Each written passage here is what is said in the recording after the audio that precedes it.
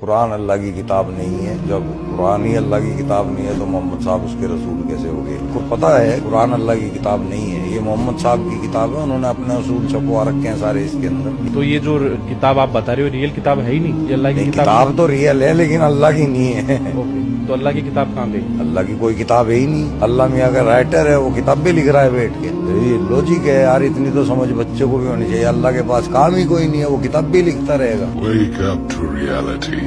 और ये कुरान ऐसा नहीं कि अल्लाह के सिवा कोई इसको अपनी तरफ से बना लाए। हाँ, ये अल्लाह का कलाम है। जो किताबें इससे पहले की हैं उनकी तस्दीक करता है और उन्हीं किताबों की इसमें तफसील है। इसमें कुछ शक नहीं कि ये रब्बुल आलमीन की तरफ से नाजिल हुआ है। क्या ये लोग कहते हैं कि पैगंबर ने इसे खुद ही घड़ लिया है? कह दो कि अगर सच्चे हो तो तुम भी इस तरह की एक सूरत बना लाओ और अल्लाह के सिवा जिनको तुम बुला सको बुला भी लो। हकीकत यह है कि जिस चीज के इल्म पर ये काबू नहीं पा सके उसको नादानी से झुटला दिया और अभी इसकी हकीकत इन पर खुली ही नहीं। इसी तरह जो लोग इनसे पहले थे उन्होंने झुटलाया था। सो देख लो कि जालिमों का कैसा अंजाम हुआ। और इनमें से कुछ तो ऐसे हैं कि इस पर ईमान ले आते हैं और कुछ ऐसे हैं कि ईमान नहीं लाते। और तुम्हारा परवरदिगार शरीरों से खूब वाकिफ है।